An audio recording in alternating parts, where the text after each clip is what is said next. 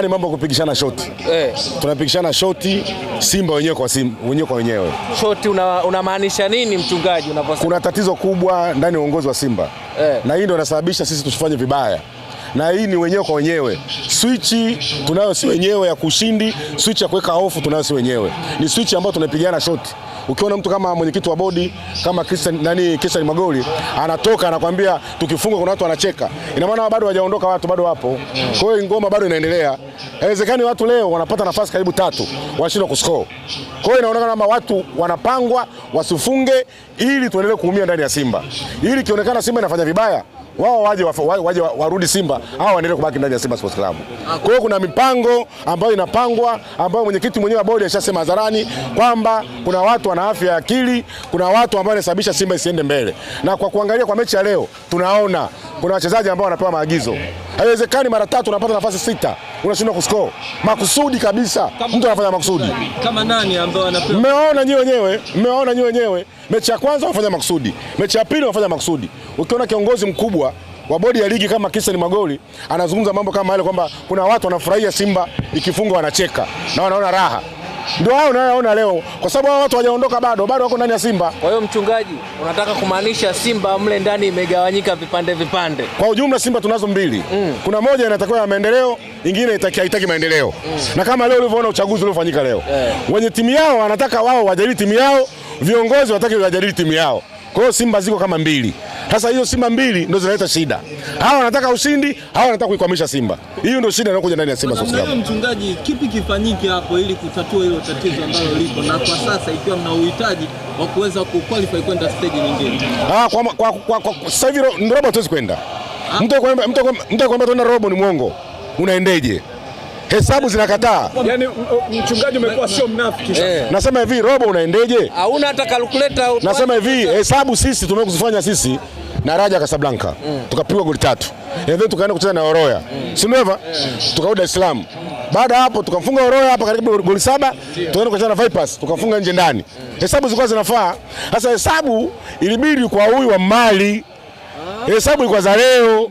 Unakuwa na uwezo kumpiga nje ndani. Express uwezo kumfunga nje ndani, uwezi. Huo ni uongo. Au kumfunga Petro de Luanda. Uwezi. Kwa hiyo hesabu ni kwamba hatuwezi kwenda. Miujiza inatokea lakini mara chache sana, sio mara zote. Hata bila maombi pia maombi wamenipigisha shoti. Natumia nguvu kubwa ya maombi, lakini wenzangu wenyewe kwa wenyewe hawataki timu iende. Sasa kuna kazi hapo. Yaani sasa na kanisani. Mnaomba alafu viongozi wa kanisani wanaiba vitu.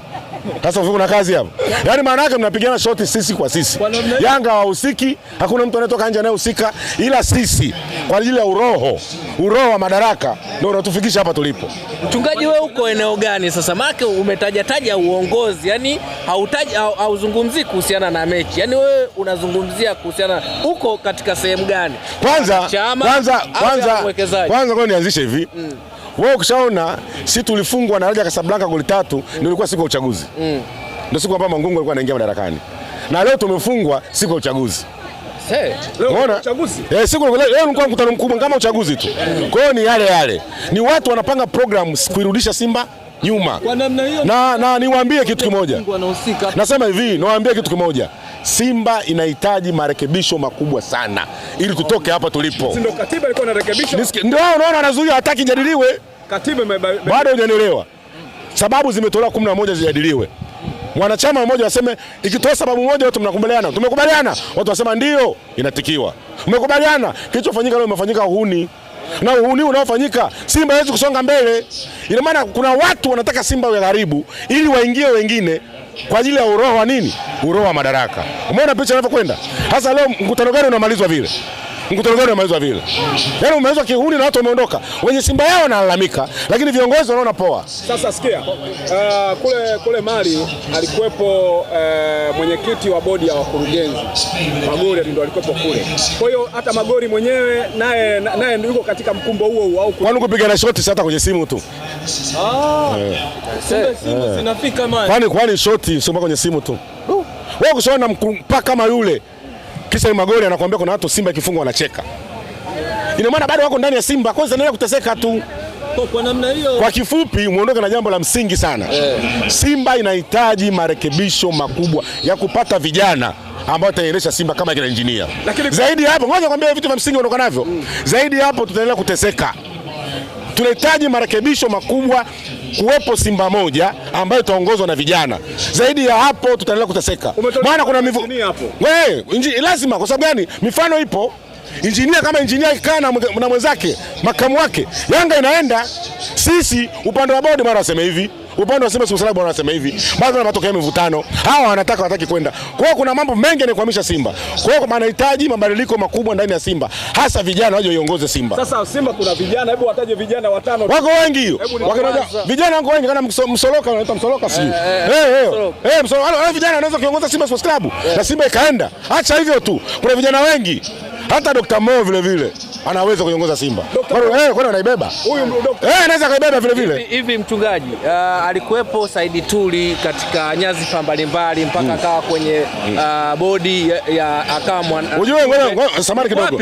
Yupo. Ndio vijana wote hao. Unajua kwa nini nimesema Dr. Mo akaguna? Naye ni msomi, naye ni kijana, anaweza kaiongoza timu. Wakina Tuli wote wapo. Mimi sasa hivi nishavuka huko, nishakuwa mzee. Mbona bwana siwezi kuiongoza Simba? Lakini vijana wapo wataongoza Simba ambayo itatupa matokeo chanya. Hawajitokezi sasa. Wapo wengi, lakini kwa wigo uliowekwa kuna watu wanaifanya Simba kama ya kwao. Ni kikundi kidogo tu wanaifanya Simba ya kwao na wanaiamulia matokeo wao kama wao.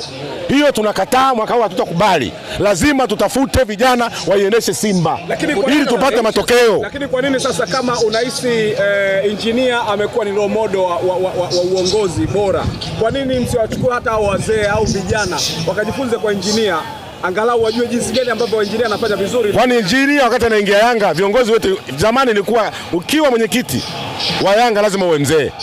Si umeelewa? Ulikuwa mwenyekiti wa Simba lazima uwe mzee. Engineer mapinduzi aliyokuja nayo, wazee wote wamekaa pembeni. Umeona bwana? Yeye katembea na makamu wake nani? Arafat. Na ukiangalia ile cabinet yake ni vijana watupu. Ina maana vijana wana maono. Wazee una maono ya wapi? Wale wana maono muda mrefu, na Yanga itapiga hatua kwa maono ambayo wanayo. Na sikudanganya, nisikwambie kitu. Yanga kama kutolewa tutatolewa kimpira tu. Ila sisi tunatolewa kiuzengwe. Mfano mimi sipapasi nazungumza vitu ambavyo vimenyoka.